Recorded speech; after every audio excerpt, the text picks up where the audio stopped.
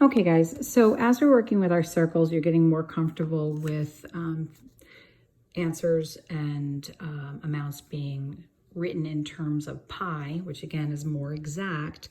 What's going to start happening is you're going to be given the area of a circle, and then you'll be asked to find the circumference just from that one piece of information. So what we have to do is figure out what we actually know. So we know that the area is equal to 64 pi inches squared. Be careful with these two things next to each other. Sometimes people overlook pi thinking it looks like inches. Just be mindful of that. So you know that area is equal to pi r squared. So we're going to just replace the formula in place of the a. Now do you see I have pi on both sides? So we're going to divide both sides by pi. That eliminates, and this eliminates, and you're left with r squared is equal to 64. Then you'll take the square root of both, and you'll find out that r is 8. So you know in this formula, circumference is pi d. We need the diameter. We have the radius.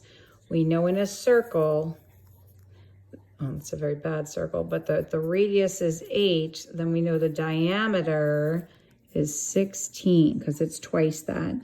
So the circumference would be pi times 16.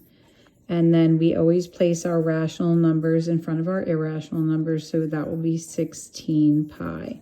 And that won't be in units squared because only area is measured in square units, okay? And they're also going to do it this way where they ask you, given the circumference, will you be able to find the area? So all you have to do is replace that c with the part of the formula you know. So you know it's pi d. Sorry, 18 pi. Brain's getting a little ahead of my hand. So you see pi on both sides, so we're going to want to undo that with division because it's multiplication. We'll undo that with division. And the diameter then is going to be equal to 18. So if the diameter is equal to 18, then the radius is going to be equal to 9. So that means when I go to my area formula of pi r squared, that means I'm going to take my radius of 9 and I'm going to square it. So I'm going to have pi times 81, rational numbers in front of irrational numbers. So 81 pi, and then it will be square units, whatever the unit is, okay? So you'll get a Delta Math couple of practices on this. You have to just take your time and work them back. You've done this when you were rounding or estimating what pi's value was.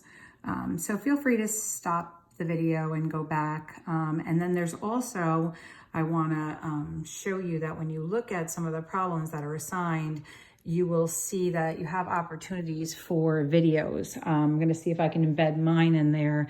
In the meantime, there are other ones attached. So if it says you need video help, then you can go on ahead and take a look at that. Okay. All right.